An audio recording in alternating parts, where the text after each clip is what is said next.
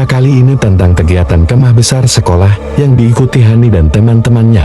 Malah, dia mendapatkan gangguan dari para makhluk tidak kasat mata yang mendiami area perkemahan. Ada hal tabu atau pantangan rupanya untuk tidak boleh memasak nasi goreng lewat dari jam 5 sore di lokasi itu yang ternyata diyakini masyarakat setempat. Nah, gangguan makhluk astral mulai bermunculan dan terjadi saat pantangan itu dilanggar. Kalau Sobat Abutne penasaran dengan ceritanya, simak lebih lengkap lagi ceritanya. Halo, saya mau berbagi pengalaman horor, sebut saja nama saya Hani. Saya tinggal di sebuah perumahan milik salah satu perusahaan kelapa sawit di pedalaman Kalimantan Tengah. Saya duduk di kelas 11 SMA. Kebetulan, saya menjadi anggota Dewan Ambalan di sekolah saya, yang waktu itu berjumlah 32 anggota, dan saya menjabat sebagai kerani atau sekretaris Dewan Ambalan. Sekolah saya ini terletak di tengah perkebunan kelapa sawit, atau lebih tepatnya si hutan sawit, dan juga jauh dari hiruk-pikuk keramaian kota. Bahkan, jarak sekolah saya ke aspal sekitar 1 jam ditempuh menggunakan sepeda motor. Pengalaman saya ini terjadi bulan Agustus kemarin, tepatnya 4 Agustus tahun 2022, ketika sekolah saya menjadi tuan rumah kemah besar Prabu sekecamatan.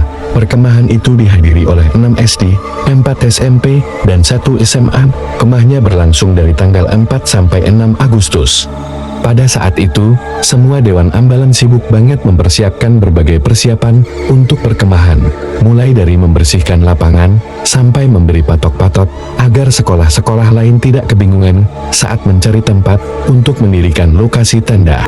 Saya pun juga sibuk menyusun rangkaian acara, menyiapkan buku tamu, dan lain sebagainya, dan pastinya semakin sibuk menjelang hari hanya, tepatnya tanggal 4 Agustus. Tapi rupanya saat itu, tanpa disangka, hujan turun mengguyur bumi perkemahan kami. Lapangan menjadi becek, dan alhasil sepatu sampai baju semua peserta jadi kotor. Upacara pembukaan dilaksanakan jam 3 sore. Awalnya semua kegiatan berjalan dengan lancar tanpa ada halangan, atau hal-hal yang aneh, atau yang ganjil. Hingga semuanya berawal dari Kamis malam. Anggota yang bertugas menyiapkan konsumsi untuk Dewan Ambalan, mereka memasak nasi goreng sekitar jam 6 sore.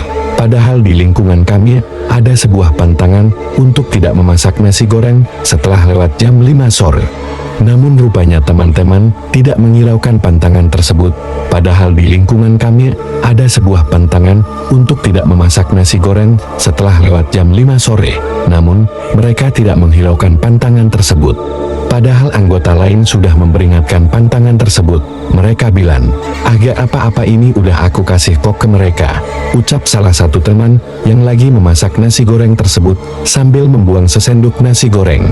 Bermaksud untuk memberikan sesajen kepada makhluk halus atau makhluk astral yang ada di sekitar tempat atau di perkembangan kami, agar tidak diganggu. Kami semua pun mulai melupakan hal tersebut dan berharap supaya tidak terjadi apa-apa.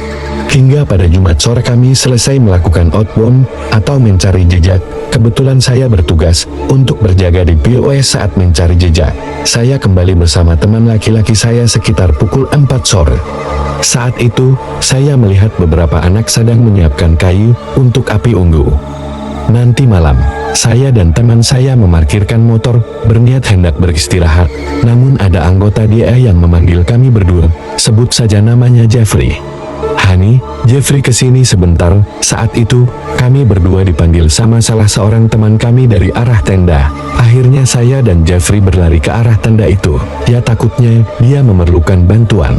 Nah saat saya sama Jeffrey sampai di tenda, saya melihat teman saya yang kemarin sore itu masak nasi goreng, sebut saja namanya Rati. Rati sedang terbaring, tidak berdaya, wajahnya pucat, pasi, mata terpejam, dan bibirnya komat kamit, seperti sedang ngomong sesuatu yang gak jelas. Saat itu aku berpikir, kayaknya Rati keserupan. Jujur saja saya sedikit pekat terhadap hal-hal semacam itu. Nah dulu waktu kecil, saya sering kali ketempelan atau ketumpangan makhluk halus seperti itu.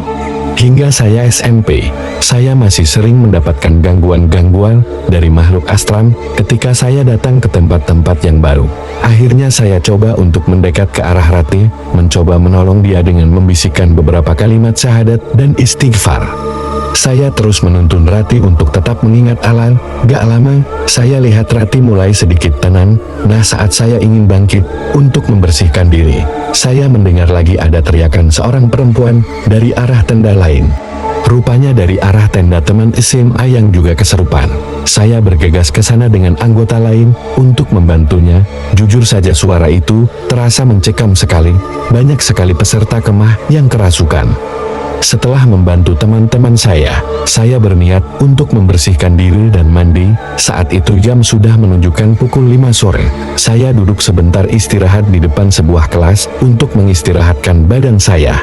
Karena jujur saja, emang badan saya udah capek banget seharian full kegiatan, gak ada istirahat sama sekali. Nah, kebetulan saat itu, saya duduk di teman-teman saya namanya Deli.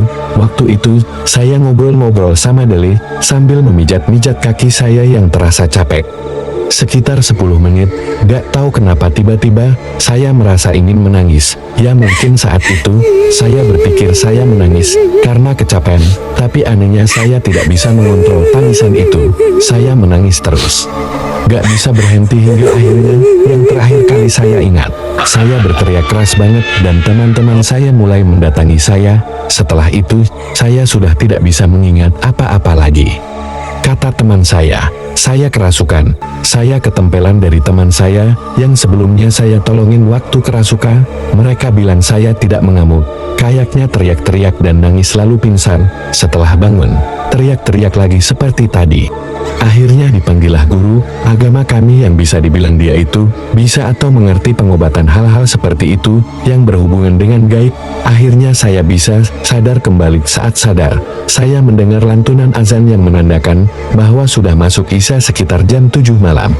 Itu berarti saya tidak sadarkan diri atau kerasukan selama 1 jam lebih. Pengalaman ini membuat saya belajar bahwa dimanapun kita berada, kita harus menjunjung tinggi adat yang berlaku di wilayah tersebut. Nah, keesokan harinya diadakanlah sebuah ritual adat Dayak yang saya sendiri kurang tahu seperti apa atau nama ritualnya apa. Intinya, ritual itu bertujuan untuk meminta maaf kepada leluhur di daerah situ dan meminta supaya dijauhkan dari gangguan-gangguan lainnya. Saya juga mendengar desas-desus dari siswa lain bahwa katanya lapangan yang jadi bumi perkemahan kami kemarin itu memang banyak penghuninya. Dan kemarin penyelenggara perkemahan, entah sengaja atau tidak, mereka tidak mengadakan ritual atau meminta izin terlebih dahulu untuk menggunakan lokasi atau tempat tersebut. Ditambah lagi, ada anak yang melanggar tabu atau pantangan, memasak nasi goreng lewat dari jam 5 sore. Makanya hal tersebut bisa terjadi. Ya teman-teman malam, itu saja cerita dari saya, semoga bisa diambil hikmahnya.